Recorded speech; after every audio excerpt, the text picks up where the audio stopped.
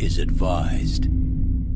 Hey everyone, welcome to the discussion for Arkham Horror: The Path to Carcosa, which I don't have the box for anymore, but have the campaign guide. So this one was probably my least favorite out of all the ones that we've done, which we've done 3 at this point. We've done the Night of the Zealot, the Dunwich Horror, and then the Path to Carcosa, which is a real shame because I really like Haster, and I like the King in Yellow. I like that idea of a horrific play that basically tells the story of, it causes people to go mad as well, tells the story of Carcosa.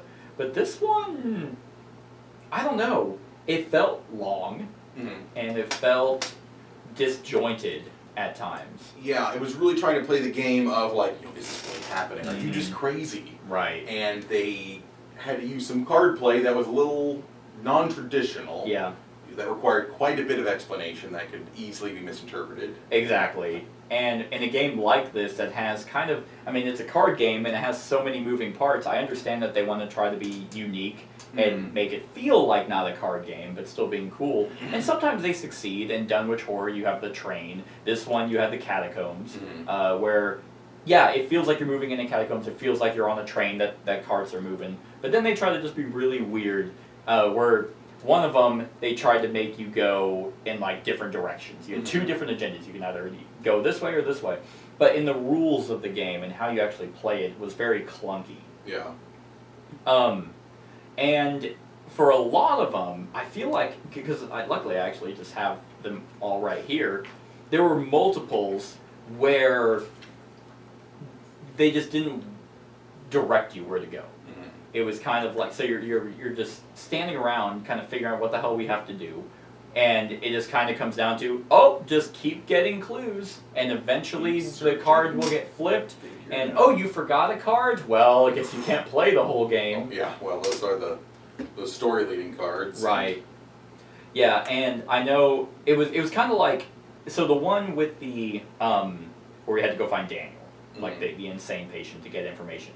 That one would have been awful had we not already done a lot of the side clues. Oh, we had to get the keys, we had to distract the guards, we had to do this, we had to do we had to do a checklist of things that we already had happened to do before we found Daniel. Yeah. But even then, to find Daniel, you had to search for like 5 different rooms. And it's like, I get that. You sneak into an asylum, you don't know who you're looking for. And you just start killing people. Yeah. Just start killing. There's insane people around, you're beating them up. And then it's like, what if we found him first? But then it's like, oh, you can't get him out because the orderlies and the nurses are watching you. So then we'd have to backtrack. So a lot of these... Or let us just kill insane people. Yeah, I don't understand. What are you guys doing? Right, it's like they want to be thematic in one ways, but then not in others. And I already don't like when regular board games are like, hey, this game takes about an hour. So mentally you're prepared for an hour, but then it turns into an hour and a half. Then it turns into 2 hours, and you're like, when the fuck is this going to end? And that happened with the Insane Asylum. Oh, I have them right here. Oh god, they always have some weird names. Echoes of the Past, I think it is the one it was. But that was the Insane Asylum. And then, where is it? Yeah, Echoes of the Past was Unspeakable Oath. That's the one with Daniel. Anyway.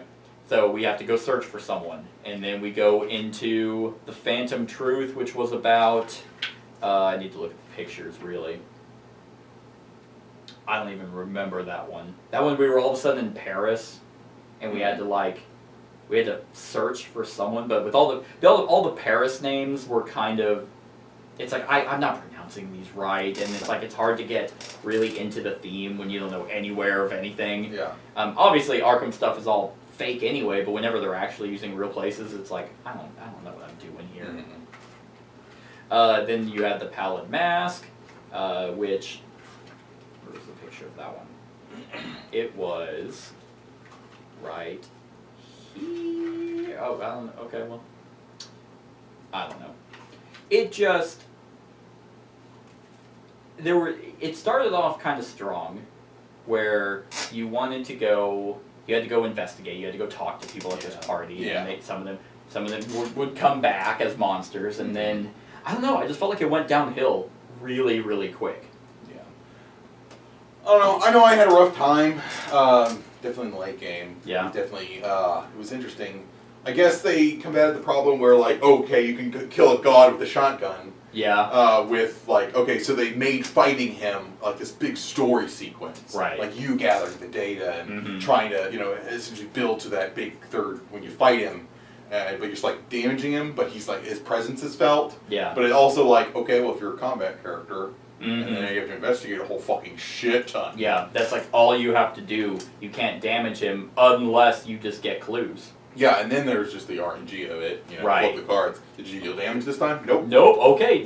Yeah, the first 3 or 4 were no damage. Yeah, and it was all healing, but at that point it didn't matter. You didn't need to heal, or because it wasn't going to help you in any way. No, and then I don't know, his split of health with his dog, and then it's like the fact that he relies so much on the dog. I know I'm complaining about my character. It was really neat at first, but then it's like, okay, then once I hit that cap and I lose the dog, I am now just crippled. Yeah. And I don't feel like other characters suffer from that. No, not really. I know. I mean, yeah, he gives me a move and an investigate, a comboed action, which is cool. Yeah. But it's only come in handy so many times. Yeah. I know the... And the fact I can't buff him, because he's his own investigate. Yeah. So I don't get to buff it like I would traditionally. Right. So, I don't know. I didn't like it. Yeah, like Roland Banks, I mean, his weakness was either really, really bad for him or really good, because I think it was dependent on, like, how many clues were left on the board. Like, at the end of the game, if you didn't have this many clues, he just took permanent, trauma. Oh, yeah. And it was horrific. And in a game like this, whenever there is like so much, like so heavy on investigation, especially like the last two, if one person isn't built for that and has to rely on luck of the draw and they're drawn horribly, then it basically turns into a game built for 2 players, but only one player is doing everything. And it's like, I didn't necessarily build to investigate amazingly either. Like, I had good spells that let me do that, but once they're out, they're out. Funny enough, my next draw would have been my book that I needed to put charges back on, to keep using my spells. But if I don't get that, then we basically aren't making any progress. Right. It's like, this one would have done 2 damage to Haster, that would have put him at 12, and then, yeah, this one, if we had done this one, this would have done 4 damage to him. But I would have had to run all the way up there, search through it all, which wouldn't be hard if I was able to actually use any of my spells, but since I didn't, it was basically, it kind of set us up to fail. And I'm trying to think, even if we had Roland and Rex, Roland would have been so useless here. Yeah. Because he was literally only built for combat. And you want to build your characters the way that you want to build them. So I kind of like having a role. I kind of like us having a role. I felt like we were both kind of multi-classing. I felt like you were doing great, you know, in any regard. As long as it's like if you had the spell for the circumstance, you were awesome. Right. But if you didn't have the spell, it was a bad time. I suck. Yeah, and like the survival deck was weird because like for proper investigation, I had like shit like lucky. Like where I had to fail and then I find shit. Yeah. But then the fact it's just that his 2 core attributes, lore and fight, are 2. Yeah. And if I lose Duke, or if I don't have, it's just, I have 2. I don't have, like say if I was like a Roland or whatnot, didn't he have like 4 fight? He was still pretty strong. Yeah, he had 4, and so then many like, weapons. Right, and then you get like this, and then now he has 6 innately. Yeah. So I only become like a 4 with a Time Worn Brand. Right. So yeah, you had to go out and get special items to do so. Yeah. This one, it started us off with the curtain call, with like we were at the play. And then it kind of did stuff with the doubt and conviction, but not really. Like it was never like a decision on how we wanted to role play. Oh, do we? Because I remember there was a time where at the very beginning it asked us, "Do we tell the police about this?"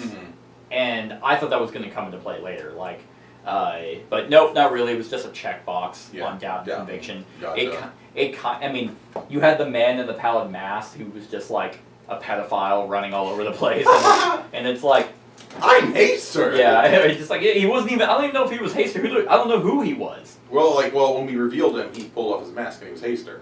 Oh, is that what that was? Yeah, that's when he showed up. Oh, I see the mask now. Oh, okay. I see. I thought that was a skeleton jaw, and so I thought that was. I didn't see him take the mask off. That's stupid. Like, okay, it's like, oh, you were Haster the whole time. So we just had to kind of chase you and run around and play tag. Go to Paris just to try and catch you, and then I don't know. It didn't have that nice even flow of that the other two stories have. And I mean the core box, the Night of Zell is like 3 missions, so it doesn't really matter a whole lot. But I don't know. I don't know if this is because like you built a certain way and it didn't it didn't pan out in a lot of these, so then it was I was certainly dragging the team down, and I can see that like marring the enjoyment generally. Yeah, because then it's like our end game, I felt like I was really holding us back because I really wasn't getting what I needed. I was drawing like shit. Right. And not to mention, I didn't feel like my build was super strong. Right. And yeah, and it's not fun for me to want to play this and then just trying to like, oh well, I know you're just sitting there, so let me try and hurry up and just quickly try and. No, I mean I wasn't trying to like make you like try and make me have fun, but I'm just like I'm holding back, and then we fail, and then I don't know. It's. Yeah. I mean, I still enjoyed the game. Oh, yeah. As a whole. I mean, I didn't like maybe the scenario with these builds. Not so great. Yeah. We both tried something new. Right. I mean, I always enjoyed my Rex, even though sometimes I did feel like I was holding things back. But when I succeeded, it felt amazing. Well, I felt like that had a good dynamic. It was like, oh, if you had a monster, then it was like, oh shit. Oh no! And then I come up, grab him, and I just gun him down. And then whenever I walk into a library, and I'm like, I don't know how to read. There are 4 clues here, Rex. I gathered all 4 clues. Yeah, and then you just it had a good dynamic here. I feel like maybe the Path to Carcosa did suffer because we had a spellcaster who couldn't do shit if he didn't have his spells, and a survivor. A survivor. Supposed to be the jack of all trades, I guess. Yeah, who relies heavily on an animal, and if the animal goes away, then it's like, oh well, you suck now. Yeah, I really once I kind of get used to it, late game that was not super fun. But I still do think that the very last 2, Black Stars Rise and Dim Carcosa, really fell flat. I didn't like this one. Yeah, the other one was so convoluted, like to a huge fault. The one just before this final round was a mess. Yeah, so I don't know. The other ones, I mean, it was still, if you want to do the investigation with different characters, that would work. But the very last 2 just were kind of blah. It was really, just, hey, gather clues and hope that your RNG deals damage. Hope that your builds allow you to grab multiple clues at once to quickly cycle through them, or get lucky on the setup and the first ones you draw deal damage to him. Otherwise, it's just not happening. And it also doesn't help that there are cards in the encounter deck that advance that. It's like, maybe if I didn't get the one that just dropped 2 fucking doom on it, it's like maybe I could have ran up here or here and get it, and that would have killed him. Yeah. But I mean, the good thing is about these campaigns is they have multiple ways to play. Like, we could go through this again with different investigators.